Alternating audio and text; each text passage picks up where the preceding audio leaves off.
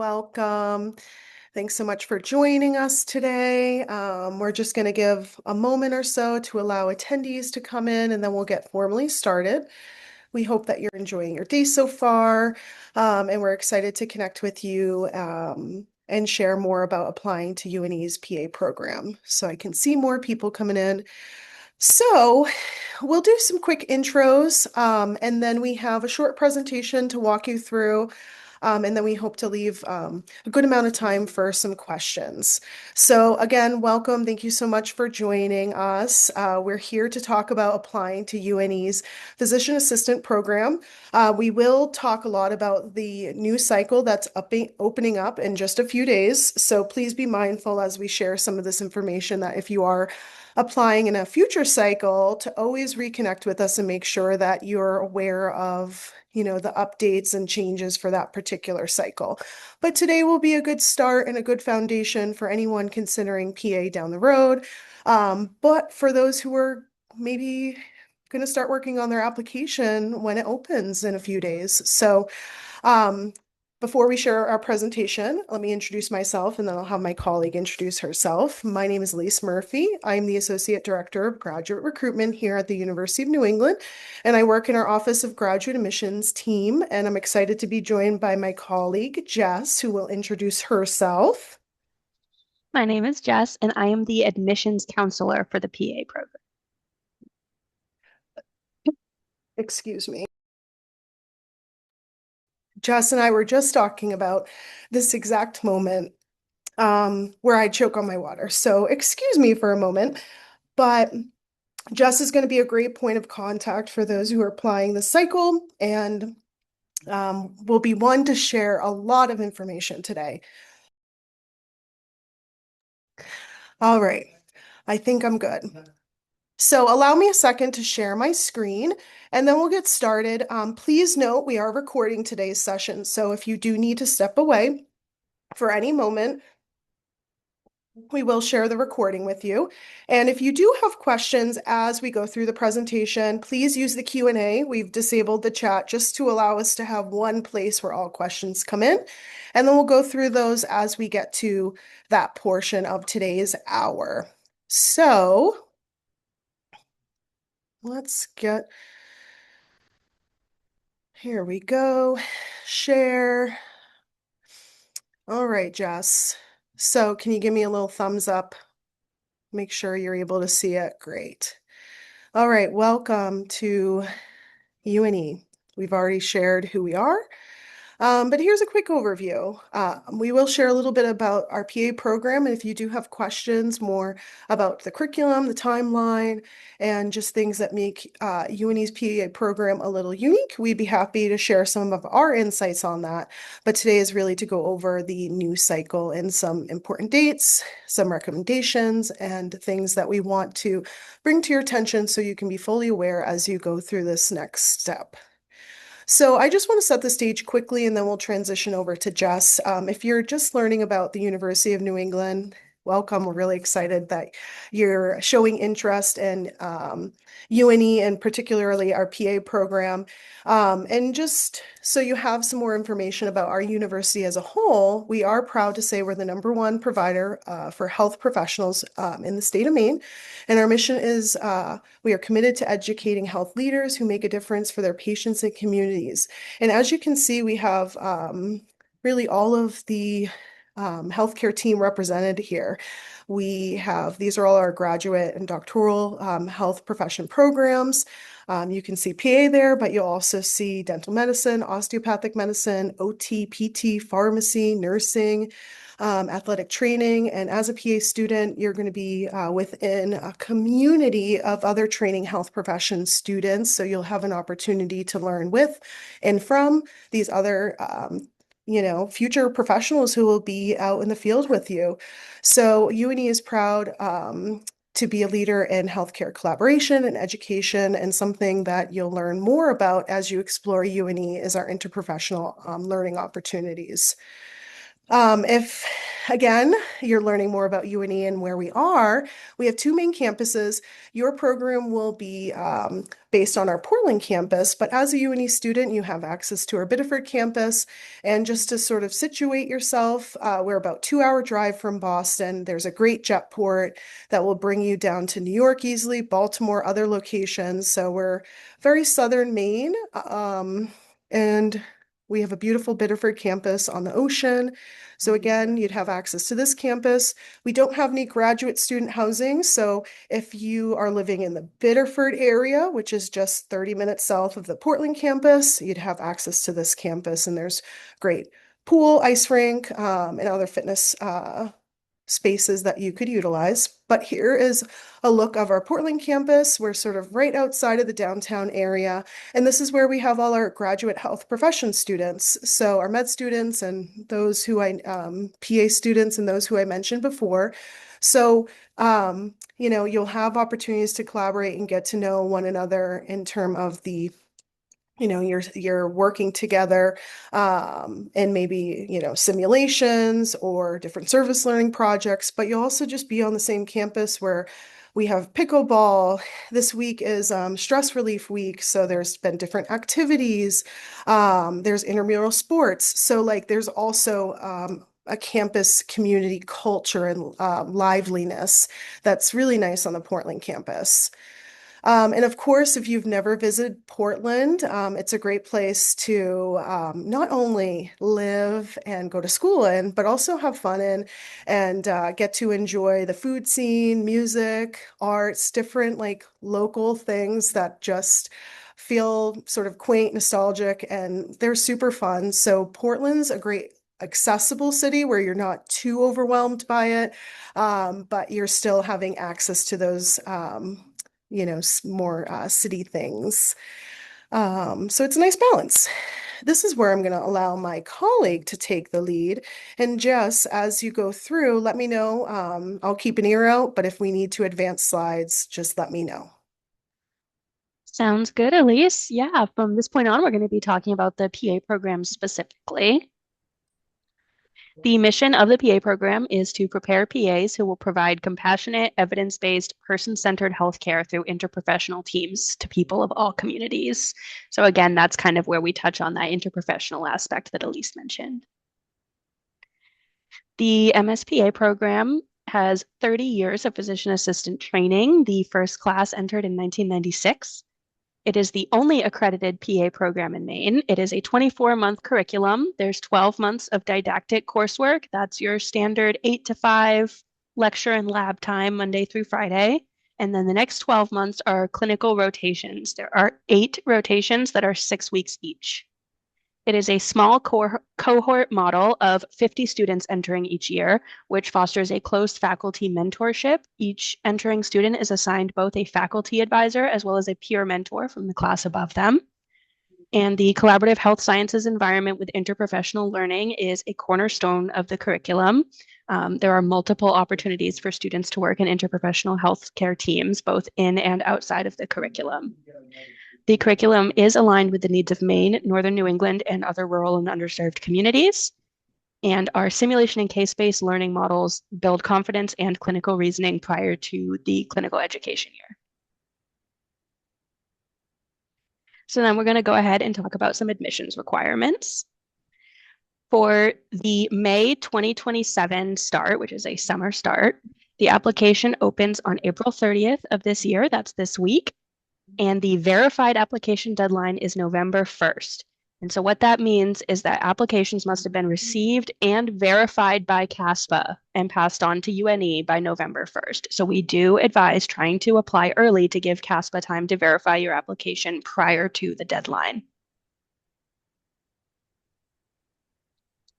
GPA requirements have changed a little bit since last year.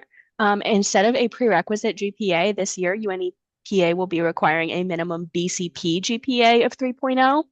The minimum last 60 credits GPA 3.0 stands as well. However, it's important to note that competitive applicants will have at least a 3.5 in one or both GPA metrics. There are several prerequisite courses required, but biology 1 and 2 with labs, chemistry 1 and 2 with labs, anatomy and physiology 1 and 2 with labs, microbiology with lab, and then genetics, biochemistry or organic chemistry, behavioral science, and statistics. Behavioral science and statistics are the only prerequisite requirements in which AP credits are accepted.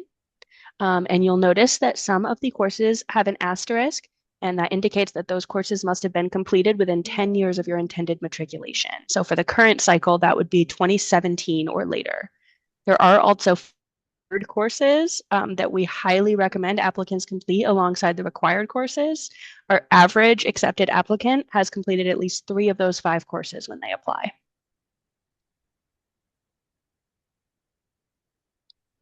The required experiences are 500 hours of direct patient care experience and 20 hours of in-person unpaid PA shadowing.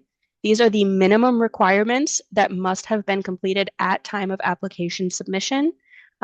Post-submission updates for experience hours are not accepted, nor are projected hours. They must be complete when you apply.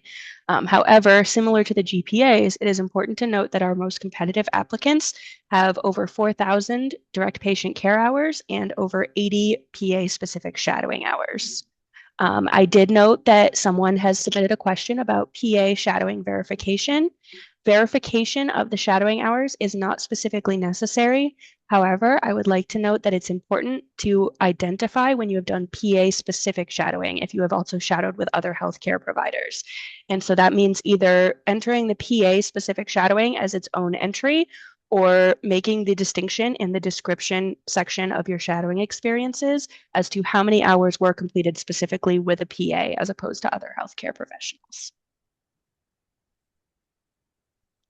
There are also 3 letters of recommendation required, and they must be submitted through CASPA. And one of those letters must come from a practicing physician assistant. The other 2 letters could come from other healthcare providers, professors, supervisors, colleagues, really anyone who can speak to your clinical skills, your bedside manner, and things like that. However, CASPA does allow up to 5 letters. And so that is going to be the maximum number of letters that are allowed. Interviews are a required part of the process and are conducted by invitation only. Applicants are offered the choice between an in-person or a virtual interview. The Office of Graduate Admissions and Recruitment will communicate these interview invites via email to qualified applicants. Awesome. Well, thank you, Jess. So, that was some helpful information to walk through. We'll now have some time for questions, but I do want to mention you're here connecting with us virtually, but we'd love to welcome you to our campus. So here's, just a link to sort of stay in touch with, upcoming events.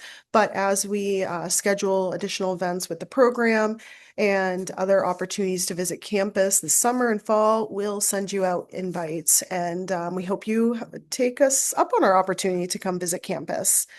And just quickly, we do welcome you to follow UNE's PA program on Instagram and Facebook. I know I've been seeing some fun videos on our the PA Instagram as the students continue out their spring semester. So we definitely recommend you look at that. And then we do have a YouTube channel where we'll post all of our event recordings. I do think there's an event from our program director last fall available on there, but we will have one soon that will be a little more updated and fresh. And but this is a good resource just to fall back on. And then we welcome you to connect with Jess following this event and our team. So any questions, please feel free to re-email our graduate admissions at UNE, gradadmissions@une.edu email for any questions after today or as things come up as you move forward in this process.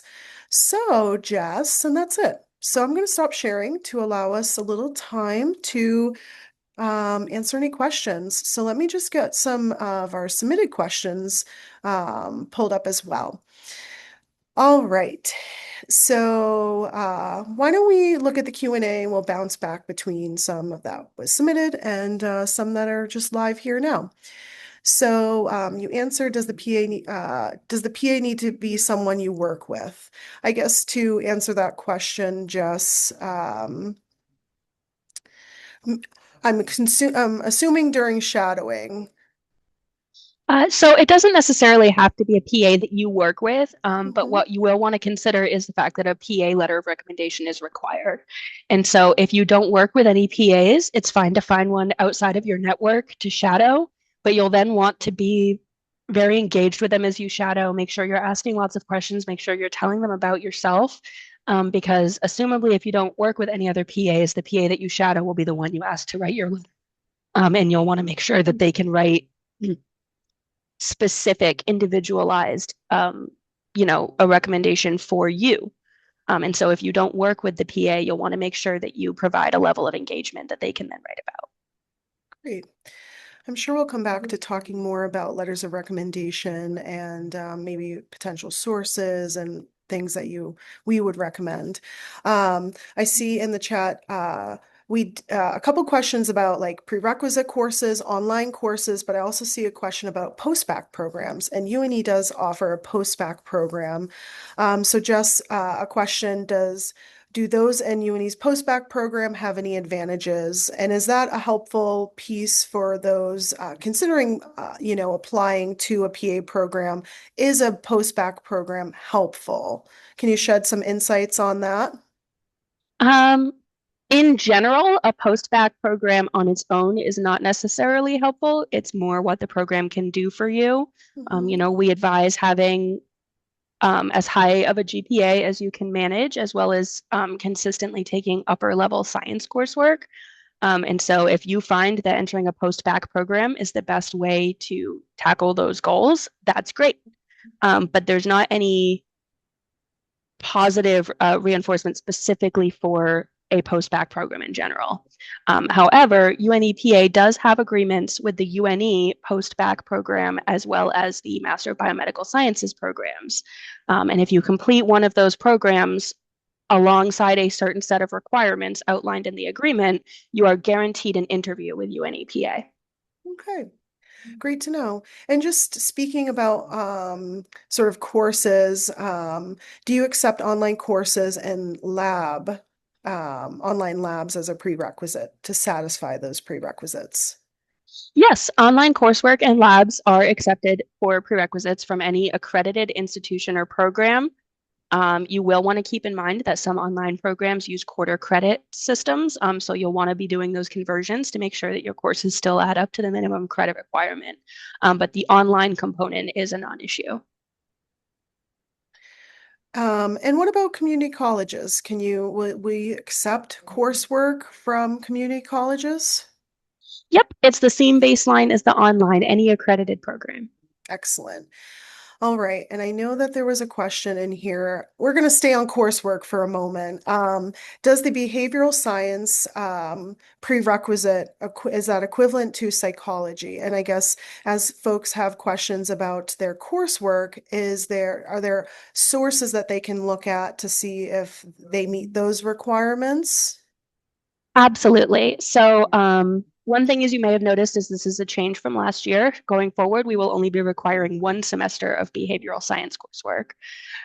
What constitutes behavioral science is actually set by CASPA, and they have a page that I'm going to go ahead and link in the chat right now that lists out all of the subjects that are considered by CASPA to be behavioral science.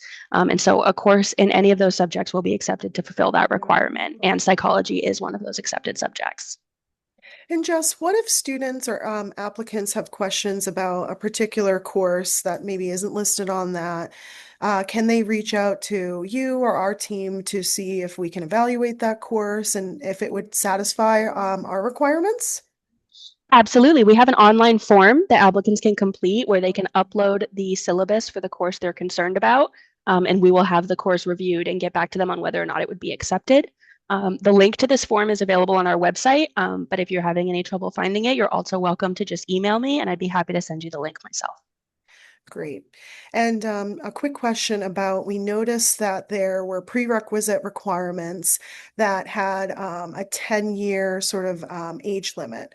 For Mm-hmm. those who may have coursework completed beyond 10 years, is there any flexibility if they are working in the field, if they have an advanced degree, um, or some consideration for those? And would that be a separate conversation, more individualized? Exceptions are certainly very rare and they are evaluated on a case by case basis. Okay. There is no waiving of the courses themselves. You have to have completed the Yes. prerequisite courses. However, there have been some rare cases of exceptions made to the 10-year limit if they can show continued education and practice in those fields, either via academic or professional work. Excellent.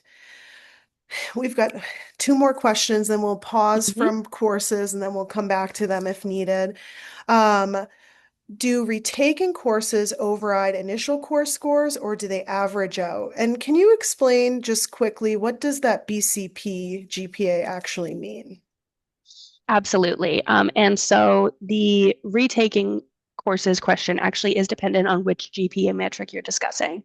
The BCP GPA is again dependent on CASPA course subjects. That link that I shared also includes all of the course subjects that are factored into BCP GPA. Hmm. And so for that GPA, retaken courses are averaged together.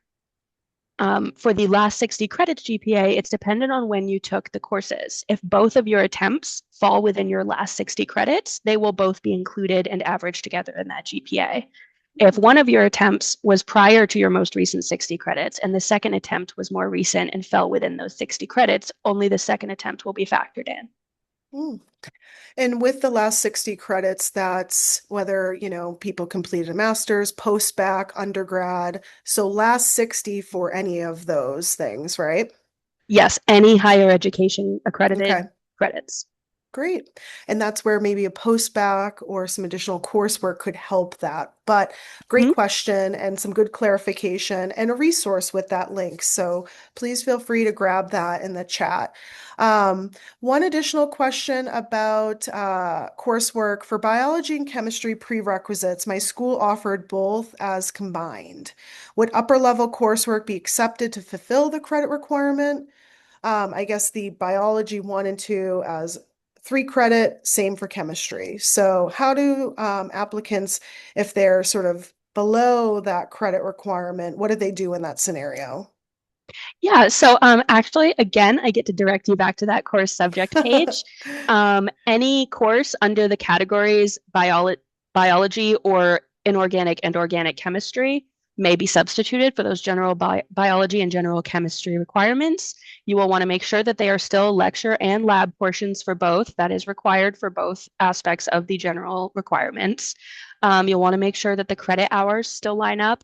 And the big thing is that only applies if they are not existing prerequisite subjects. So physiology, microbiology, genetics, those cannot be used to fulfill general biology because they are existing prerequisites.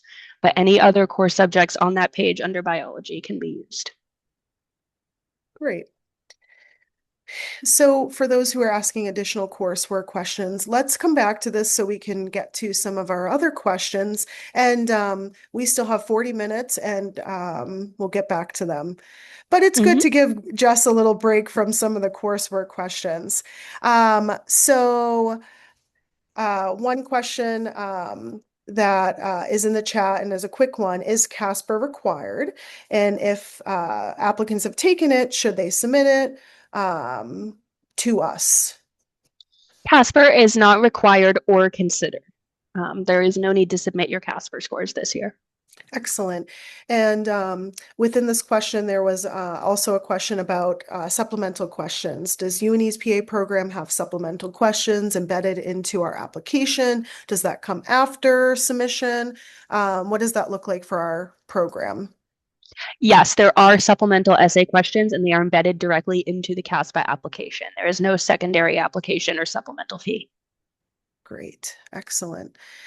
All right. So I think we're going to go on to some LOR questions, Jess. I know we were Mm-hmm. talking a little bit about shadowing.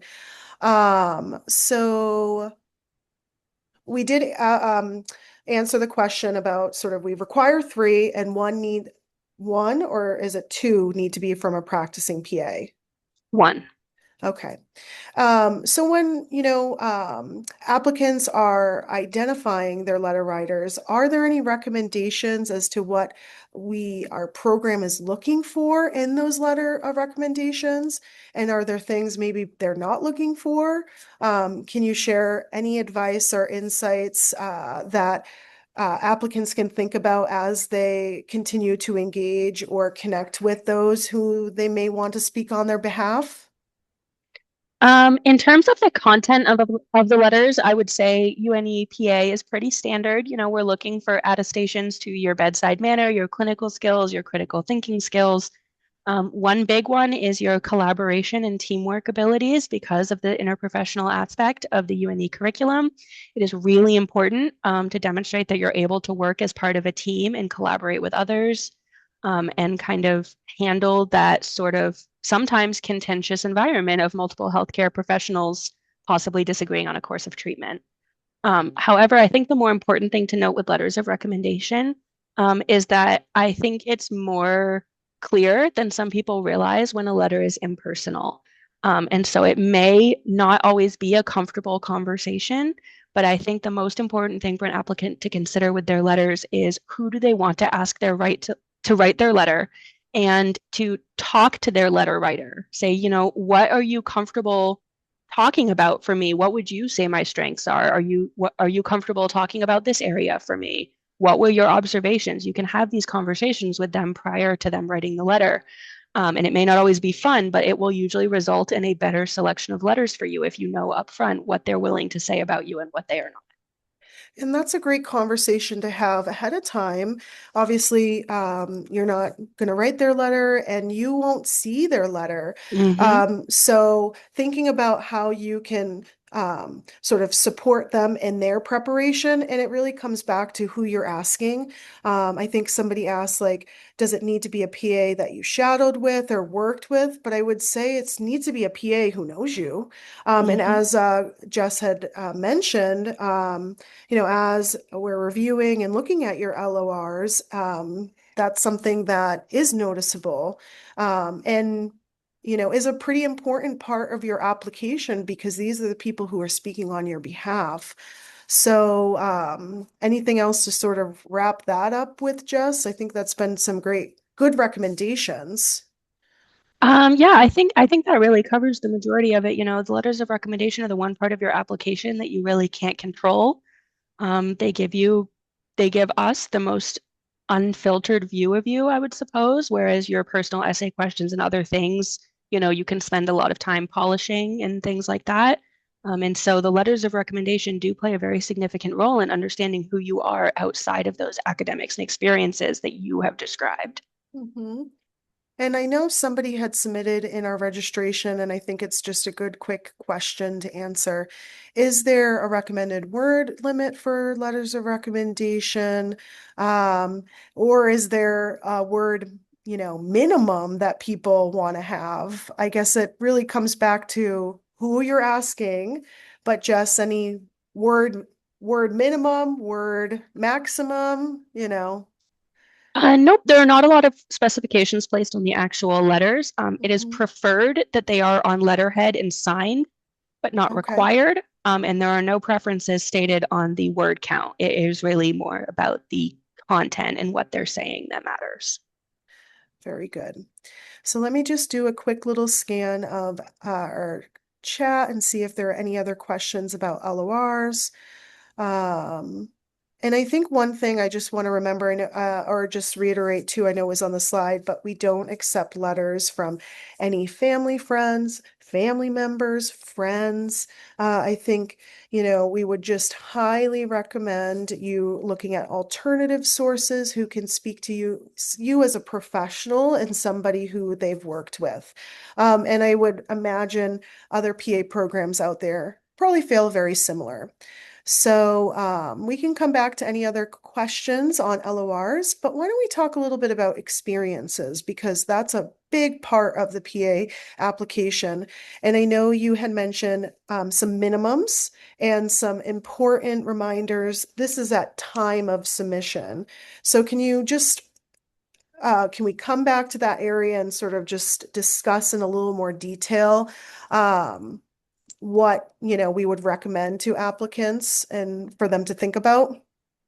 Absolutely. So one thing with the experiences is that they are evaluated on quality just as much as quantity. So it's not just about how many patient care experience hours you have, it's what kind of hours they are. So, two positions that are accepted out of many, two positions that are accepted are, say, EMT and medical scribe. While both are certainly valuable healthcare positions, an EMT does have a much higher level of personal medical responsibility than, say, a medical scribe. And so EMT hours may be evaluated more positively than a medical scribe. However, if someone only has 2,000 hours of EMT and someone else has 6,000 hours of medical scribe, that quantity difference can also make a serious, difference in that how they're evaluated. And so that's kind of part of what we mean by holistic, where it's every part of the experience that matters. And similarly, it's just as much how you talk about it as what the experience is. You're given the option to describe for each experience what your duties and responsibilities were. And so if we open up an experience and it just says, I completed many tasks in this role, that doesn't tell us much both about the experience and also about you and how you learned from it and how you grew from it. And so it's good to really put some detail into that and explain what you did, why you were doing it, how the experience impacted you. I did notice there was a question. We do not require any sort of verification on the hours, but you are asked to fill out contact details in the event that follow-ups are needed. Mhm. Um, That's very helpful, and we know that adding as much detail in the description around the patient care experiences, the shadowing experiences is very helpful. And maybe just a recommendation for those who are thinking sort of ahead as you're having these experiences, write down notes, write down what you're doing, write down examples that, maybe you can recall and pull upon to help shape these descriptions, but it also might be a good practice to know, hey, these are things that if I'm later interviewed, I can also discuss and sort of share that I have some experience around. So just from a forward thinking approach, but what just shares is really true. This is our first impression of you, and more detail is more detail, and that's very, very important. And that comes to thinking holistically, I think too, about other experiences, if you were working during school, just what about volunteer shadowing? I know we didn't discuss that specifically in the presentation, but that's another area that applicants will have to fill out. What do you recommend in those areas?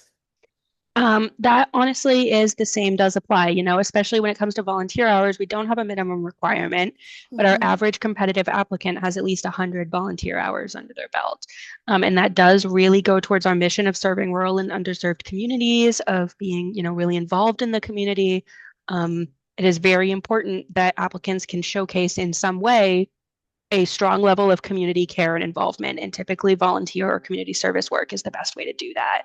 And so, again, with that, don't just list everywhere you volunteered and leave it at that. Talk about why you chose that place to volunteer. Talk about how it felt for you. Talk about what you learned. And I do see, I want to round back because I saw the question about it. I want to reiterate that the hours that are in your application when you submit is what will be considered. Post Mhm. submission updates are not accepted for experience hours. And so you should submit when you feel that you have the right number of hours, because there will no longer be projected or updates after the deadline. And just a quick clarification on this, and I don't mean Mm-hmm. to certainly confuse anyone, but you're saying projected hours. What if something is ongoing? Can people just leave the date out? They're not projecting out hours. They're putting in there what they've completed. But let's say this experience is continuing until March of next year and they submit in June.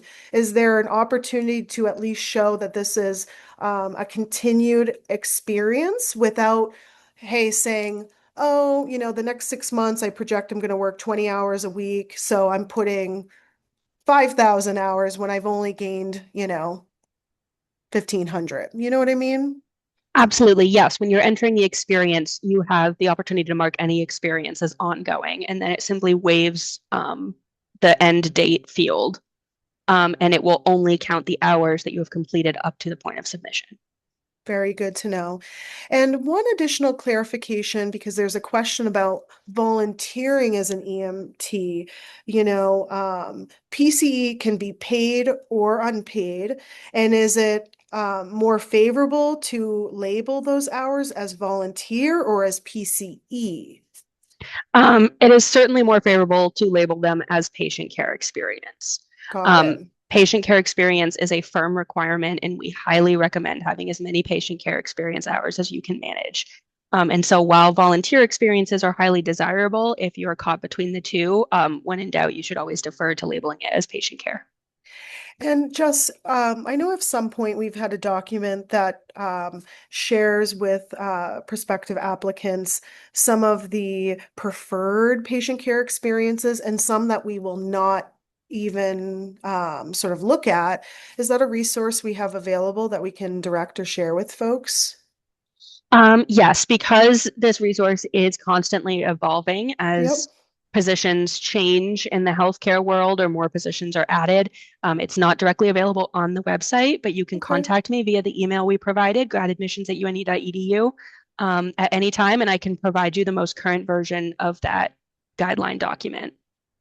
And I think similar to like the coursework, you can help assist in just evaluating some of the patient care experiences and letting people know, is this satisfying the requirement? Is it not? But at a minimum, remember 500 hours at time of submission. But we see competitive applicants, and for those who are matriculating, and a much higher average. So just be mindful of that. Generally Um, speaking, our competitive applicants have 3 to 4,000 patient care hours, as well as over 80 PA shadowing hours and 100 volunteer hours. very good to know. We're still on patient care experience. It's a great area of, this conversation. So, what about experience hours? Do they expire similar to prerequisite courses? Um, or should those, sort of be considered regardless of, the date and when they happened? All experience hours are considered. There is no expiration for any type of experience. That only applies to that select handful of prerequisite coursework. And the follow-up question to this one, I think, is sort of for those people who are curious about particular types of experiences, reconnect with us so we can look at those, but no expiration on experience hours. But we do want to see also more recent experiences as well. That is correct, yes. Yeah. And certainly, if anyone is unsure about the eligibility of their patient care experience, you can always email me a description of your role prior to applying, and I can let you know ahead of time whether or not you'll be eligible. Perfect. Okay. Let's do a quick scan. Let's talk a little bit about, application submission and the right time for applicants. So we know that the application opens in a couple of days. And, as applicants begin on their application and think about all of these areas that, we've talked about here, when is the right time to submit? Is it early in the cycle? Is it, November 1? Can you give us a sense of what is the right time for applicants to submit? So, while I can provide feedback on certain aspects of your application, ultimately, when you submit will have to be the applicant's decision. I can't provide guidance on that. What I can tell people is that, as we discussed, you are fixed on the number of hours when you submit, and you are also fixed on your GPAs. So, if you have outstanding coursework, and you're applying before that coursework has been finished, that's okay. In progress coursework is acceptable. It just needs to be listed on your application as in progress. But you have to keep in mind that your GPA will not be updated with those grades when the courses are complete. So if you're, say, concerned about your GPA and you're hoping these outstanding courses will bring up your GPA, I would not submit prior to finishing those courses because they will not be factored into your GPA. Mhm. So you need to submit when you have actually completed everything that you feel that you need. Because while in progress work is accepted, it's not actually factored into that sort of review. Mhm. That's very, very helpful to know. I'm just taking a look. Yes, we had, can you apply with in progress classes? Just to note, Jess, for any in progress prerequisite courses, is there a specific deadline that we will accept coursework to be completed by for the cycle? Yes. So all in progress coursework must be listed on the application as planned or in progress, and coursework must be completed by December 31st of your application year. So for this cycle, that's 2026, they would be completed by December 31st of 2026. That is for in progress coursework. If you have an in progress bachelor's degree, you do have until the following May. You have up until orientation for the PA program to submit proof of a completed bachelor's degree, but individual courses must be completed by December 31st. So that's very helpful to know for planning purposes. If anyone has in progress coursework, you have the fall semester until December 31st to complete it, but it will not be, if you do apply with planned or in progress coursework, it won't be considered and evaluated with that GPA, is what you're saying. Yes, Just to CASPA summarize. calculates and verifies your GPA exactly once, and that is when you submit. Any coursework completed after submission does not get refactored into your GPA. That's really good to know.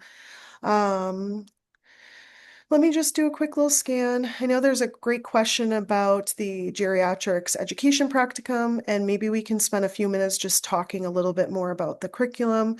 Um, and as a reminder, our email is gradadmissions@une.edu, but I'll also be following up to all of our registrants and attendees today to share the recording and just connect. So you'll have our email too. So, Jess, there was a great question a little bit in here that was asking a bit more about the geriatric education practicum.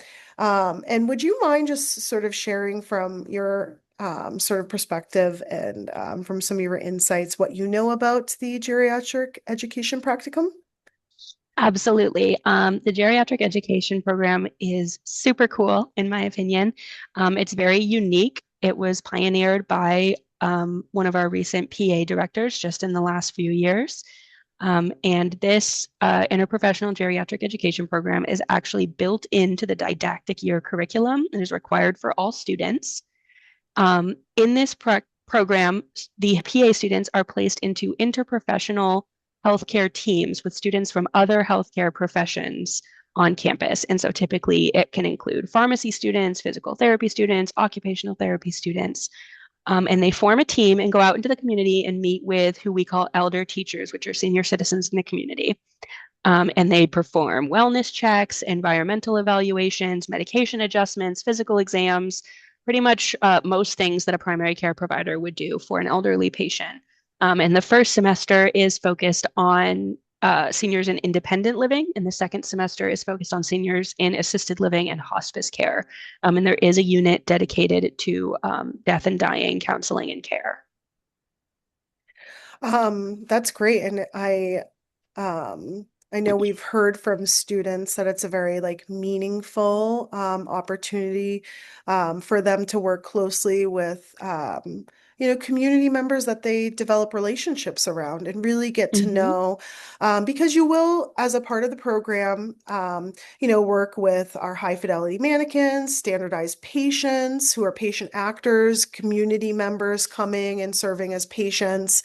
And then you'll be practicing on one another. But this is a different type of learning opportunity where you're getting to know the individual and getting to build on that relationship similar to your patients. So I'm glad that somebody had an opportunity to, or somebody asked that question because I know it's also a piece during your didactic year that maybe will remind you why you're in this, why you love working with our patients, and why you want to continue pursue becoming a PA. So that's really helpful. Thank you for that insight, Jess. Um, a little bit, I guess, a different question about the second year. You mentioned that there are 8 rotations. What are they?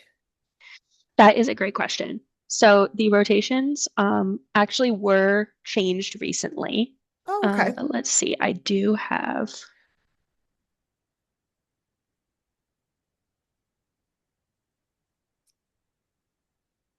I am pretty sure I have. No worries. No, I And have it. Okay. great. So the rotations are 6 weeks each, and typically students do return to campus every 2 rotations or so to have debriefing and exam prep sessions with their classmates. But the required rotations are family medicine, internal medicine, emergency medicine, surgery, women's health, pediatrics, behavioral and mental health care, and then the final rotation is an elective rotation where you can choose to repeat one of your favorite rotations that you've already completed or pick a new specialty to do a rotation in. And Jess, most students are doing their rotations throughout Maine, northern New England. Are there other particular locations that students may do rotations in? Yes, the majority of our sites are concentrated in the New England area. However, there are a handful of sites that are kind of spread across the country. We have some in Nebraska and Utah and California. And I believe in previous years, not every year, but some years, there's a site open in Alaska. And so if That's students cool. want that, there is opportunity to travel. And just one more question about the second year rotations. Mhm. Are there also longitudinal experiences that students can like sort of have within one healthcare system and rotate throughout, like a pod situation? Yes, absolutely. There are a handful of pods available, and they are not necessarily first come, first serve, but there are only a handful. And so the PA students kind of have to essentially apply to Mhm. become part of a pod. But once in the pod, they complete the majority, if not all of their rotations at one healthcare center that provides care to all of those areas. And a follow-up question, do students have to find their own rotations? Are these established rotations? And I guess, do they have any opportunity to establish their own rotation sites? So the rotation sites are pre-established. Most of them are in our network due Hmm. to having UNEPA alumni there. And Hmm. so it's very not uncommon for a preceptor at a rotation site to actually be an alumni of UNEPA. Um, Students do have the opportunity to work with their faculty advisor to look at setting up a rotation site, but it's not something we can guarantee. The typical process is that at the end of the didactic year, the students are presented with the list of available rotations for each specialty.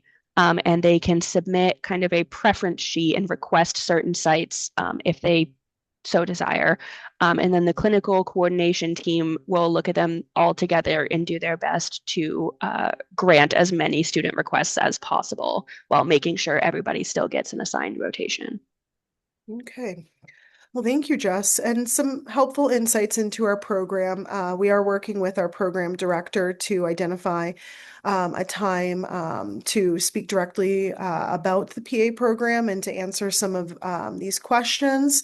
So we can definitely follow up and also pass along some of these questions because I know someone had a question about women's health rotations and how students may go about obtaining these placements, and if not, how is it addressed? But I don't know if you'd be able to answer that, Jess. So Um, the women's health rotation is actually one of our new rotations this year. It was nice. previously an option as an elective rotation, and this is the first year that it will be a required rotation. But again, as I said, all of our clinical rotation sites are pre-established, and we have a working relationship with them. And so it would not have been placed as a required rotation if we were not able to place all of our students in that rotation in the year that we have. It's great that it's been moved to a requirement, and I'm glad you were able to share that with us. That's very helpful. I know we have a couple questions about interviews, so maybe we can sort of come back to that. You mentioned in your presentation that interviews are offered as in person and virtual. What does the interview format, though, look like? Absolutely, yeah. So the interview itself is 30 minutes, and it's typically completed with a what we would call a core or full-time PA faculty member, as well as an adjunct faculty member, local PA affiliated with the university, or recent UNE PA alumni will typically act as the second interviewer. So it's two interviewers and one interviewee. And that's just a 30-minute kind of conversational interview.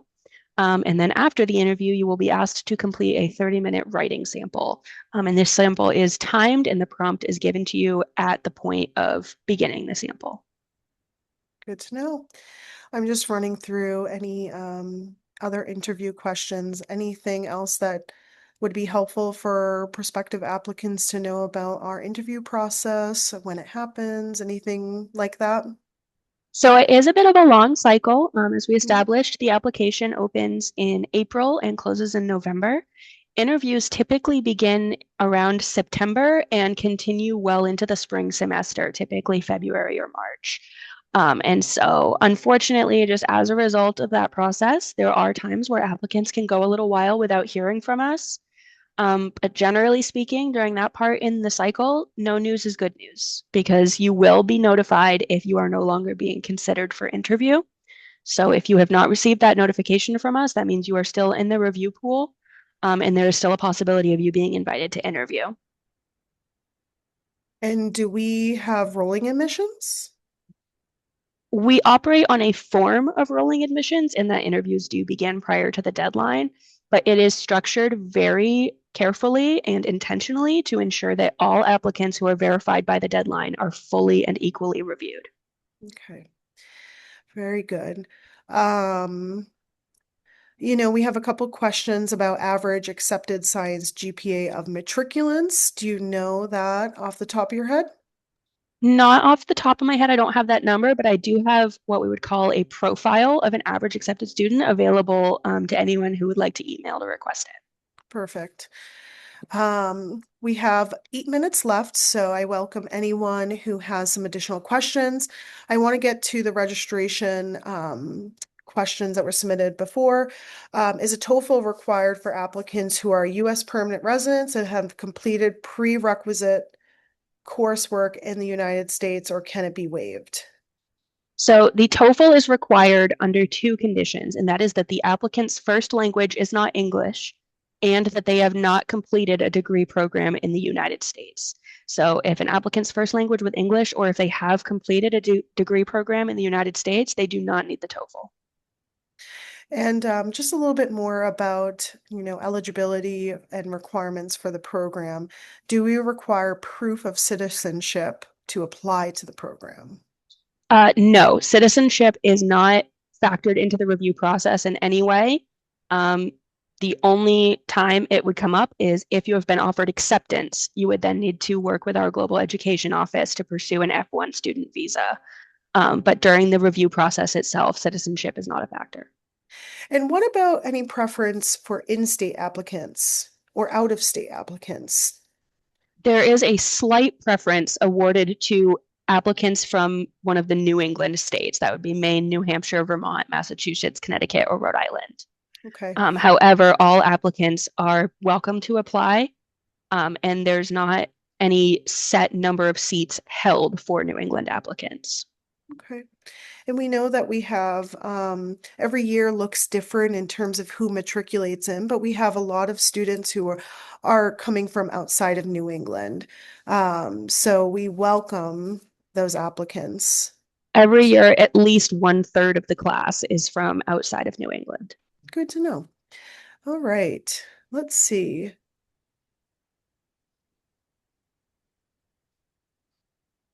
Scroll down to the bottom. What does the cadaver lab look like? Is it full dissection? Jess, do you know the answer to that? I do. We actually recently opened a new cadaver lab Hmm. just last year that has capacity for up to 90 cadavers. This lab is shared with all of our health professions, and they use a mixture of dissected and prosected cadavers. Very nice. It's a beautiful new space on the fourth floor of our new building on campus. It won't be a space that we'll ever be able to show you on a tour, but it's quite a large space and has a lot of natural light and technology that allows to connect sort of all of the anatomy rooms so that if you're in one room, something happening over in the other, you'd be able to see that. There are some questions I just want to address that we aren't going to answer. We typically do not share how many applications we receive, how many interviews we invite. We really want to emphasize the areas that we're looking for and recommend and providing recommendations on how you can best approach those. But our cycle looks different every year to year, and the makeup of that looks different every year to year. I just want to acknowledge that because I know people may have submitted questions, and we're not Hmm. looking to avoid those questions. We just don't share that information. Anything else to add on to that? Nope. I think you're Okay. right on it with that. Jess, I see you marked one that you'd like to answer as live. It's going back to a little bit more about the program. With the program being 24 months long, how does UNE, the PA program, help support students in managing that fast-paced curriculum? Absolutely. I do like to touch on this for most of my events and discussions with Yeah. applicants because another unique part of UNE is that having this Portland campus for the health sciences allows us to put in place a lot of student supports that are specifically geared toward graduate health profession students, which is very unique. Our Student Academic Success Center has a lot of tools and resources for our health sciences students. They have content tutors for each of our classes typically taught by either current students or recent alumni who have not only completed those same classes, but even completed them with the same faculty member, which is a kind of level of insider insight that you don't often get. And then there's also writing specialist tutors, study specialist tutors. They hold drop in sessions on any sort of updates they feel students might need to know about, like if they make an update to APA regulations. The Academic Success Center will typically hold drop-in sessions to ask questions about that and tell people about that. And they also do presentations to each of the classes after matriculation. In addition, as I mentioned, the PA program specifically assigns each student both a faculty advisor and a peer mentor from the class above them. And students are highly encouraged to meet with both of their advisor and their mentor regularly. And it is a very collaborative culture. We impress on students strongly that if you feel you need help, if you feel that you even might need help in the future, to speak up as soon as possible so that we can get you that help. Because we do know that it's an intensive program. We do know that graduate school is hard and we want to be there for you, but we can only be there for you if we know you need that help. Yeah, that's very important. And that transition, is going to look different from when you transitioned into undergrad, from when you went to first year, second year, maybe graduated and went into the work environment, or just went straight through. So allowing yourself to also be open to what maybe new support you need in that new environment, I think is really helpful advice, Jess. And as she shared, this campus is really focused on supporting the graduate student because that's who we have here. And all of the professional staff who are working with students know the differences between the needs of a graduate student versus an undergraduate student, because that does shift. So we Mm-hmm. have 2 minutes left. I'm just trying to scan through. We've already talked about sort of when to submit, and you really need to submit when it's best for you and when you feel most prepared. Jess, would you recommend if, applicants aren't feeling like they're prepared until that sort of November 1 deadline, would you recommend sort of applying to the next cycle? We know it's verified, so regardless, do not apply on November 1 because your application wouldn't be considered. But, as people are trying to map out what that timeline makes sense, do you have any insights on what you'd recommend? I can't necessarily recommend for someone to apply or not to apply. Yeah. The most that I can offer is that, the application process does, have financial costs associated as well as some time and effort that's required. But outside of that, there's not necessarily a downside to applying. So, worst case scenario, you apply when you're not super competitive and you don't get in, but then at least you can reach out and ask for feedback, you know? Mhm. And so it really comes down to the individual applicant. Do you want to spend that time and money? Do you feel confident in the return, essentially, of that time and money, or would you rather wait until you do feel confident?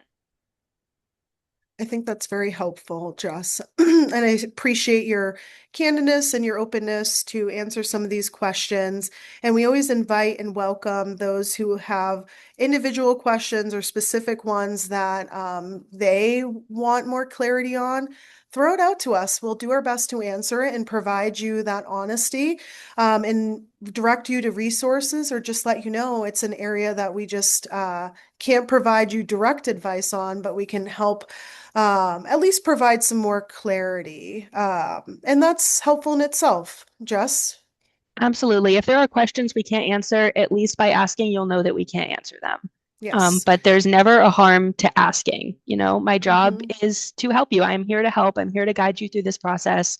You cannot annoy me with too many questions. If there's anything on your mind, please just ask. Yes. And we know it's a long process, and reaching out is helpful. And we're not keeping track of how many times you reach out. I would say pace yourself and certainly be mindful that it is a long cycle, and we want to do our best to communicate with you updates and things like that. But reach out and just stay in touch. And don't worry about what we're thinking about how many times you're reaching out because we're not worried about it, right, Jess? We are not worried about it. Good. So on that note, I just want to reshare our email, gradadmissions@une.edu. We will post this recording on YouTube, and for anyone who's watching this in the future, reach out too. But we hope this session has been helpful, and we're really excited that you're considering applying to UNE's PA program. Now or in the future. And if you have any questions, reach out. And again, if you're considering a future cycle, please touch base with us. But these are some recommendations for the cycle opening up April 30th, 2026 and closing November 1, 2026.